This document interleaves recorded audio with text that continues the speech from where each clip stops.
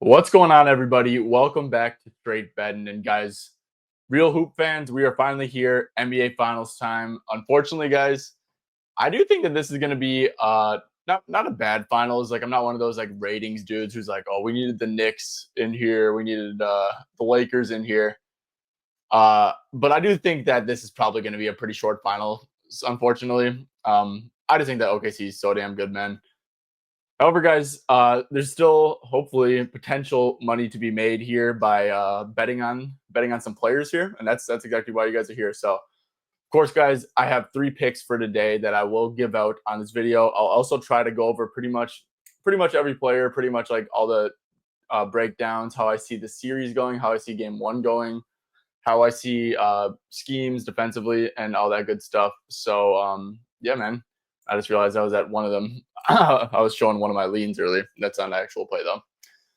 Anyways, guys, before I give out the first 3 picks, if you guys enjoy this type of content, just make sure to drop a like, sub to the channel. It is very, very greatly appreciated, and it just helps me out a ton. So comment down below if you guys agree with these picks or not, who you guys got winning and how many games, all that good stuff. And yeah, let's get it cracking. First official pick, obviously, guys, we're going to do the picks first. First official pick, Pascal Siakam under 19.5 points. Played this at plus 100 at NoVig. There was about $1,500 worth of liquidity on that earlier today. But it's also a minus 110 at Caesars if you guys are still using books. So, yeah, Pascal Siakam, guys. Look, we saw what happened with Julius Randle last series, and he had a lot of good games, right? But all of the good games came on very, very good shooting efficiency from deep. And I do think from time to time, those spot up looks for Pascal will probably be there, right? He's someone who you're cool with shooting. That's just like how OKC defends, right? They're gonna like overhelp naturally, go for steals and all that stuff. So yeah, inevitably he will, probably be open time to time from deep. But if that's the way he's beating you, right, you kind of just live with losing the bet if that's the case. We all know OKC's defense, man. We know what they're going to do. It's, drives. They are sitting heavily in the gaps. They're really just like packing the shit out of the paint. And I know I said this all last series about, the Randall matchup and stuff, but it's really a brutal matchup unless you're hitting threes. Also, guys, Siakam, absolute monster in transition. We can go here. Pascal Siakam, where is he at? Right here, Pascal Siakam in the playoffs. Guys, 28% of his points are from transition. OKC, I know that they're the second ranked transition defense. They were the first in the regular season. They are an amazing transition defense.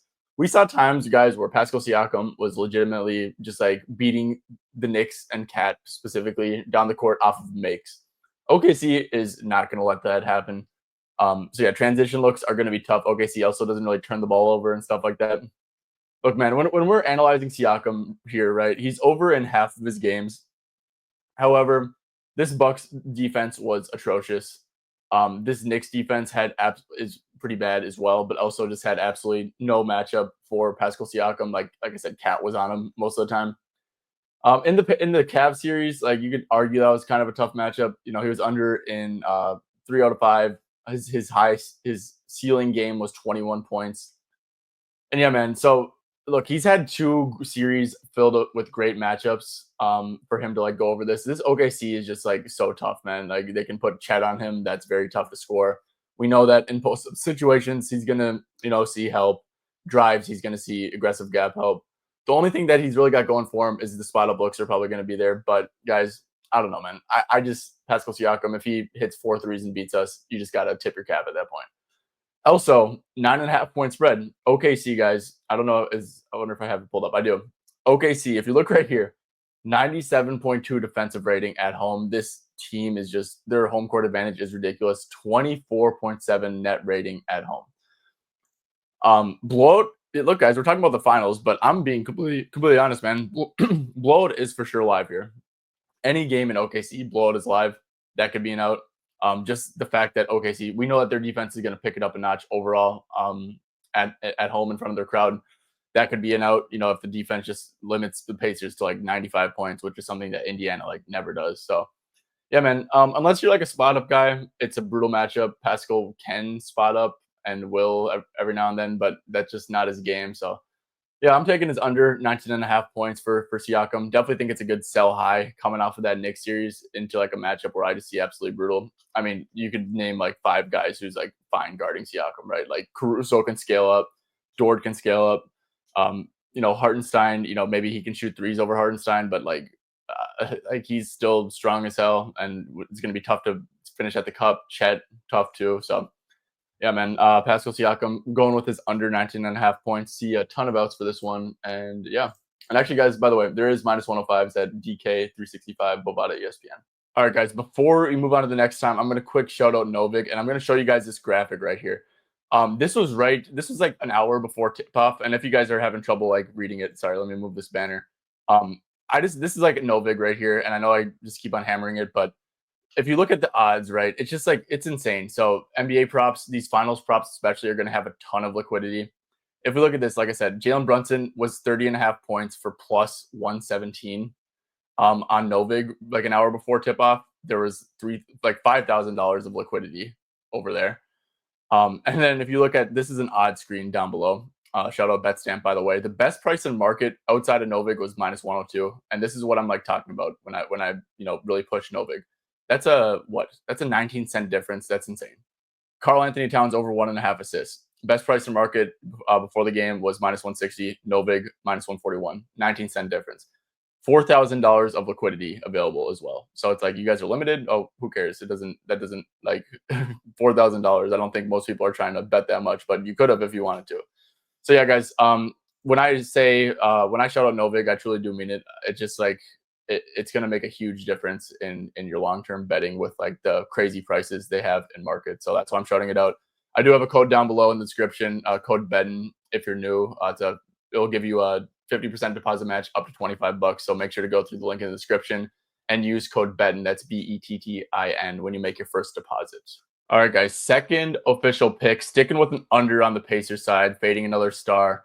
I'm going Halliburton under 9.5 assists, and I know they probably will force the ball out of his hands and stuff like that. Let's see. I guess this moved a little bit. There's still minus 145s at 365 MGM ESPN. Sports bet if you guys are any Australians, I guess, watching this stuff, or I think that's like the foreign FanDuel. So make sure to check that. Of course, make sure to check the exchanges as well. I'm pretty sure that they'll probably have a better price. I'll just be real. But yeah, so Tyrese Halliburton under 9.5 assists. Look, man, this might be like one of the more square reasonings I've had in a while, like on this show. I try to not have like these like little like dumb reasonings, but players logs. This is players game logs with 10 plus assists versus the Thunder on the road this year. There's been 4 people all year, and there's none in the playoffs too, by the way. 4 players all year have had 10 or more assists versus OKC on the road. And I'm always going to keep on preaching how much better this defense really is when the Thunder are at home. It's just a brutal matchup for the Pacers offense, man. Like I said, OKC is the best transition defense. Hallie's not going to get none of those like little easy ass assists that he likes to get to like Pascal in transition to really all of his teammates. Great transition defense. I don't think so. I don't think we see a lot of Hartenstein, and I'll break that down a little bit more. But I do think OKC is going to be really switch heavy. I think Halliburton's really going to struggle to generate offense here, man. Like, I don't really see him being able to blow by his defender most of the time and find open shooters. Yes, when he does drive, they will overhelp, but that's not really Halliburton's game, man. He doesn't. If we go to like regular season, get a big sample size, Halliburton only scored 16% of his points in the restricted area. And like the way like you get potential assists against this OKC team for the most part is like when you really do beat your man going downhill, it's like people like Ant, we know how they defended him. Hallie's just not exactly that guy. So yes, do I think that they overhelp at times? Yes. But those assists are not going to go to the basket. They're going to have to go to the 3-point line too. There's a reason OKC's played this way all year, and that's barely anyone ever gets 10 assists against them, and that's because the potential assists for the most part are going out to the 3-point line. So yeah, guys, I totally get Halliburton's one of the best assist people in the game. Just if he's ever going to have a good assist game in the series, I think it's definitely going to come at home, where like OKC's defense is not as good, even though they're still like really really good, but. Yeah, man. Also, if we go to the playoffs, like I said, this Bucks defense was so damn bad, like genuinely like atrocious, and he was absolutely frying them. I think this Knicks defense was really, really bad too, especially like for trying to guard Hallie. He had so many people he could matchup hunt. Like I said, the only person I think he can maybe have some success matchup hunting is Hardenstein. And Hardenstein, if he's getting hunted, he's just going to play like 16 minutes or something like that. So yeah, guys. I mean, and then in the Cavs series, he had 13, 4, 5, 5, 8 assists. Like the Cavs are like a fine defense. They're pretty switchable to an extent.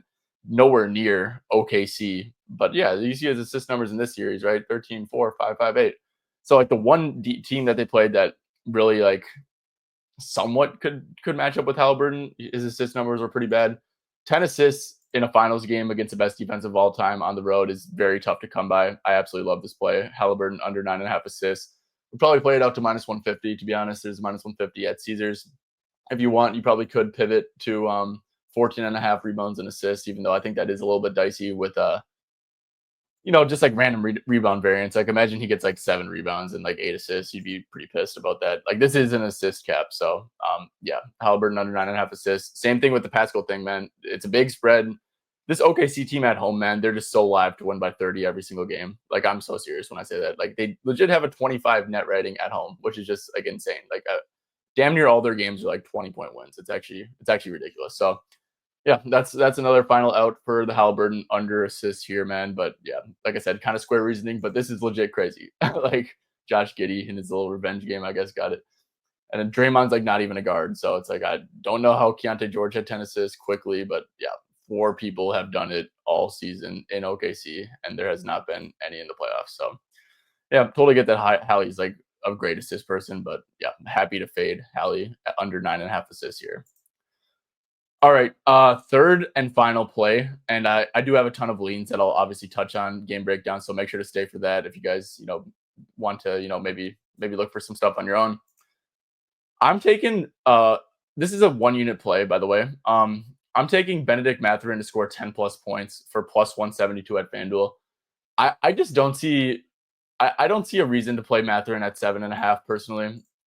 He's just so up and down, man. Like he's either gonna do this, score 4 points in 9 minutes, or play 24 minutes and probably score like 14, 15 because I don't know, scoring 20 points, 15 plus points is probably pretty tough against OKC, or it is tough against OKC. But yeah, he's either gonna like stink the bed or be needed and play like 24 minutes. So first reasoning behind Benedict Mathurin is I think the game script that I'm going off of, right, is good for Mathurin. Like what he does provide to this Pacers team is like elite offense. A high ceiling, a high low floor and high ceiling, right? And to beat OKC, you need ceiling play. Not saying I think that Mathurin's going to play a ton this series, but what I am saying is that if you're down 20, there's no point. Like Mathurin actually makes a ton of sense to play. Like if you're down 20 early in the game, like you're coming from behind, you need offense. Mathurin is like the perfect guy. So like I said, think that these like road games, these scripts where likely Indiana is going to be playing from behind. I think that that's a good spot to back Mathurin in. Also, guys, Jarris Walker, who has been taking some rotation minutes from Mathurin when he's stinking it up. He also he's out for the first couple of games of the finals. So Mathurin's rotation minutes are pretty safe to probably be like 30, like 12 to 14. If like a worst case scenario, especially in a game 1, right? So yeah, the minute floor is going to be there, just gives them more safety, but also garbage time, man. Jarris Walker is like a lock to play in garbage time. And I think that Mathurin's a pretty good chance that he would get some garbage time minutes, even if things get like crazy out of hand. And that's like stuff where he could really take advantage of. So no Jarris Walker, I think is sneaky really big for Benedict Mathurin here. Yeah, like Benedict Mathurin, I'm not going to say it's a great matchup. Like he does play a spot up role sometimes, a little bit of mix of the ball in his hands. He is really good at getting to the stripe. OKC's one weakness is because they do play so aggressive. They do foul a ton. Mathurin, 29% of his points that came from the stripe this postseason. So I guess he's got that going from him. But yeah, he'll probably get some like soft closeouts. He's not an amazing shooter. So it's like he'll definitely get some spot up opportunities for sure. Attacking those closeouts is going to be very difficult, but he'll probably try it anyways. Maybe the ball's going maybe he's making some tough buckets and stuff. But yeah, I don't think it's like a terrible matchup for Mathurin. I'm not saying it's a good one either. I just like I'm really a big fan of the potential game script. I'm a fan of buying into his upside because it's either going to go really bad or probably really good. There's not really much in between with Mathurin. And then the Jarris Walker aspect, I just don't think is being accounted for at all by the books, which and it actually really should because he was legitimately playing over him damn near in Game 6. So of Game 6 of like a closeout game, which is kind of crazy, but yeah, Benedict Mathurin 10+ points, man. I would, like I said, do not play the 7.5 for minus money. Do not play any minus money on Mathurin overs, but yeah, love buying into the upside here at 10+ points for Benedict. All right, guys. Let's stay on the Pacers. Finish up with the Pacers. Like I said, all three of my props for Pacers, and it's been like this all postseason, man. Like these Thunder are just like they're tough to bet on, bro, because they just have clones everywhere, and it's like, how are they going to defend Shea? Like little stuff like that, and yeah. So let's stay on the Pacers, man. I guess I talked about Siakam. I'm obviously on his under. Think it's going to be really tough for him. If you do want to play over on Siakam, like I said, 3 is probably the way to go. Plus 130 is actually, to be honest, not a terrible price, but yeah. I guess one thing too, man. So Siakam in the regular season versus the Thunder, I forgot to kind of touch on this, but he did have 22 points, and then he had an 11-point game. The game he had 22 points, he shot 5 for 7 from deep, and that's like exactly what I'm talking about. Like I said, he's literally plus 130 to hit 2 threes. He had 5 threes this game. Look, man, like I said, he probably will get a few decent looks from deep. So, yeah, I guess that's the one way I'd want to play Siakam.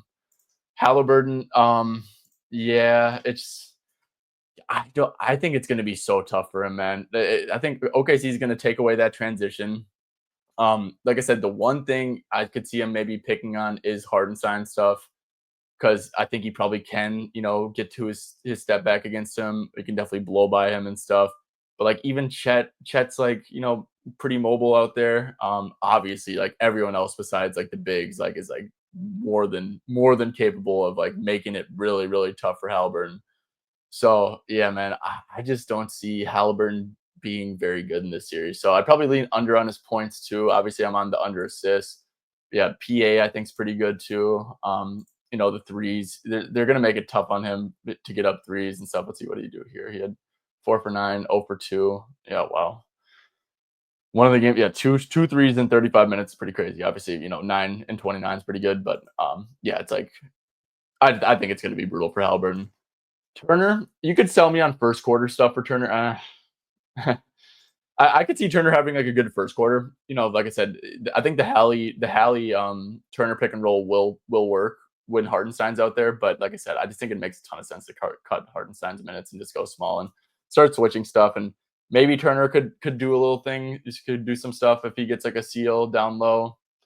So yeah, I actually don't hate the matchup for Turner here. But like I said, I hate the spot for indie starters. Like I said, these games in OKC, it's tough to touch overs in my opinion. Nemhard, like I said, you could 0.5 threes. Yeah, he really should hit 1 3. He's going to be a soft closeout guy for sure. Definitely a help point when it's needed. But yeah, same thing with him, man. Like Nemhard's really good at like little bully ball stuff, especially in transition. Let's see, pick and roll handler.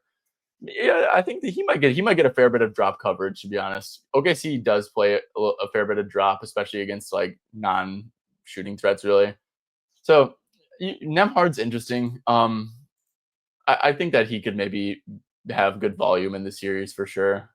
Yeah, it's like if he'll probably get some drop coverage. He'll probably be used as an initiator a fair bit too, just because they're going to be hounding Halliburton full court, and that's just like a ton to deal with. So, and maybe they might start doing that to Nemhard, but yeah, it's just like a little tinker to the offense that could result in him getting more pick and roll reps. And like I said, the spot up looks will probably be there for sure.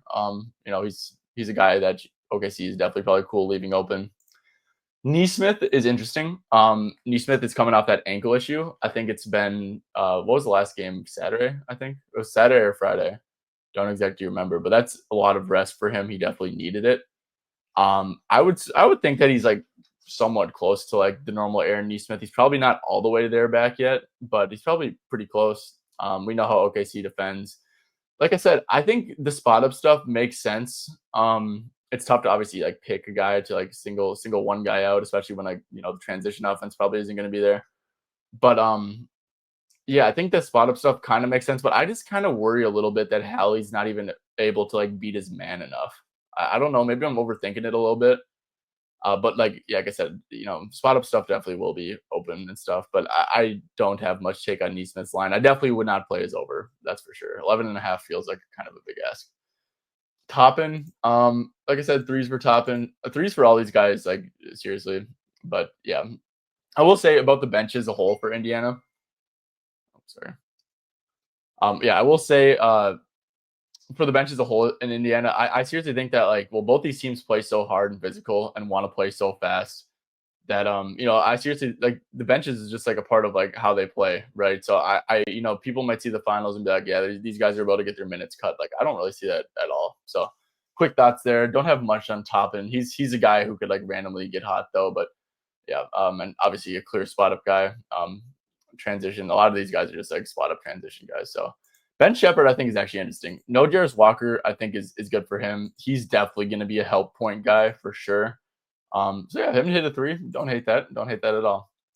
TJ, he's too reliant on scoring in the paint and close to the paint and stuff and on drives. Like you just don't want to be reliant on driving. He also, yeah, 1-3 for plus 210. That's funny.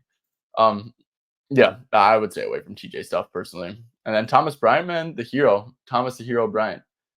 Yeah, probably gets a decent shot. Probably gets a decent shot here. I wonder if they go back to Tony Bradley as a backup. I'd be pretty surprised about that. But I mean, he was a backup over him. But yeah, I mean, for real, I don't really have a Thomas Bryant take much. All right, moving on to OKC, Thunder side of things. Shai Gilgeous-Alexander. So I do have a really strong lean on SGA here. I really, really do like his first quarter points at 9.5 over plus 116, especially. I'm a big fan of that price. No, it hasn't been great. He's only over in 6 out of 16 in the playoffs. This Denver series was really tough for him because of, the zone defense that they were running right away and stuff. And yeah, and against Minnesota, probably goes over more than not here, obviously, where he shot 2 for 8 and 5 for 7 from the stripe and finished one short. But yeah, man. So Indiana, obviously, guys, we saw how they defended Brunson and Donovan Mitchell, right? SGA is on a better level than those guys, but you got to remember, they for the most part they are pretty comfortable letting stars go off, minimizing help and funneling stuff to the rim and stuff like that. That's just how Indiana is a defense, schematically. They've been like that for most of the year. They've definitely been like that in the playoffs. They're comfortable playing like that. In the first quarter and the first half of the game, the start of the game, I would think that they guard Shai that way. I could be wrong, but it just, sticking to starting off with your guns usually makes sense. Shai will also, I'm very confident that Shai will get guarded by Nembhard. You got to put Neesmith and his physicality on J-Dub, and then obviously Siakam and Turner on Hardenstein and Chet, and then Hallie on Dort. Yeah, Nembhard's like a scrappy defender. He's a good defender and stuff, but dude, like, he's not like a top tier defender, and he's also short as hell. Like, I just think that SGA probably could get a mid range over him, like literally every single possession, especially if they're with like minimal help and stuff.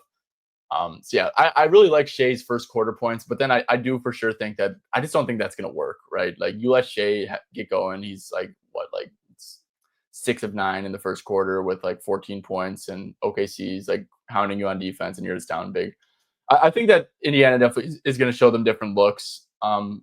The zone thing is like a big talking point because of how effective Denver was with it, and not like I think Indiana definitely does have like the off-ball defenders for the most part to run a zone. They didn't run it a ton, but I definitely think that gets mixed in. I think that's more of like a later in the game thing though, for sure. And then yeah, just like going by game state or game flow, if Shai's killing them, I'm sure that they'll throw some looks at him and stuff. But yeah, to start off the game, I'm pretty confident that Indiana does what they've been doing, and that's single coverage, minimal help, and stuff like that. So very strong lean on SGA, 9.5 points. Let's move on to some other ones. So I guess this is like another big thing. Hardenstein, I think, like I said, I think the one way that Indiana can poke at OKC's defense is through Hardenstein. just having like that pick and pop big man Miles Turner. I think that's something that like honestly would generate pretty good offense. Getting a switch, forcing a switch on the Halliburton could generate good offense. So I think that hard. It's you got to remember that it's game one, right? And it's also a spot where I just like love OKC to play really good. I think I'm very very confident that at some point in the series, Hardenstein is gonna have a stretch of games where he plays 16, 15, 18 minutes and stuff like that, kind of like we saw here. With that being said, though, man, on a per minute basis, I think he's absolutely gonna crush on the glass. Indiana, obviously, they're a good transition defense. They don't crash the glass basically at all on the offensive end. So there's just going to be a ton of like free rebounds and stuff for people who try to rebound, and that's obviously Hardenstein.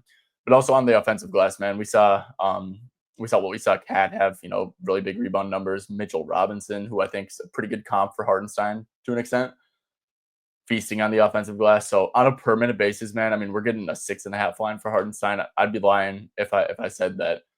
I'm really tempted by iHeart here. It just like deep down I know that like or I think that like he's going to be the one problem for them maybe on defense. So it's like, well, like, if I think that, then I probably should look towards under. Yeah. With that being said, man, PA under 9.5 for Hardenstein, definitely a decent lean of mine as well. Just like I said, I just don't really see the minutes. But yeah, and yeah, it's been like this for OKC all year, man. It's like it's tough, to it's just tough for me to project what they're gonna see on defense with Shea. Like I said, I do think that they start off, kind of single coverage, but yeah. Dort, don't really have much take on him. Like I said, I'm kind of out on Hardenstein minutes, so I think it's going to be really big for Caruso and Wallace. But we've also seen times where like OKC's up by a shit ton, and Caruso literally won't even like play the second half. That's how the script goes. So that's always a risk there for Alex Caruso. They're really trying to watch his minutes and keep him healthy, I guess. Kendrick Williams, I think, is actually going to have a role, like a first half rotation for sure. Like I probably see him playing like 12 minutes or so. But he just makes sense. What they did against Minnesota is that they would play no Chet and no Hardenstein in games that they were actually trying to win too. Once they kind of like saw that Hardenstein, wasn't the best fit, which like I said, I think that's going to happen pretty early. They would actually like run like small ball, like real small ball with Kenny Hustle, obviously needing to be in there if Chet's not. So I do think that Kendrick Williams, I'm probably like a little bit high on his minutes for this series, but yeah, I mean, like at the end of the day, man, I guess 5.5 PRA. I guess you could probably sell me on, but yeah, nothing crazy either. Like I said, man, this Pacers team, like Mark, I don't really see Mark like tightening the rotation in a big way because first of all, they have so much depth, but also we saw what Tibbs did, man. Like Tibbs didn't even like really play his guys that many minutes because it's just tough with how fast Indiana plays and stuff like that. You kind of got to have depth to play them, and you gotta rest your guys a little bit. So yeah, man, I definitely see solid rotation minutes for some guys, and like I said, Kendrick Williams, like I want to be like a little bit high on his minutes this series, but yeah, I can't get to the ticket with the Kenny Hustle. But at the same time, man, maybe I'm because if I get the game script right, that could lead to some extra minutes. So I did play 7 minutes in that game, 12, 14. I mean, he's definitely like not safe. So like the 7 minutes, I think 6 minutes probably his floor, and then like 15 is his ceiling. So that's like kind of greasy, but yeah, I mean, this is not terrible. 65% hit rate, but yeah, guys, I mean, I don't know. That's just kind of my thoughts there. But yeah, big thing is just see, watch game one. What's absolutely killing Indiana, and then I think that some OKC props will be better to attack then once you get some more once you gather some more information. All right, guys. Well, that is going to do it. Make sure to drop a like, sub on your way out if you haven't already, and yeah, hopefully we get a good finals. Like I said, I kind of think we don't. I think I got OKC in 5 for sure. But yeah, thank you guys for tuning in once again, and we'll catch you guys for game 2 or for MLB if that's what you're into, because I have been posting MLB. So, yep, thank you guys for tuning in. Peace.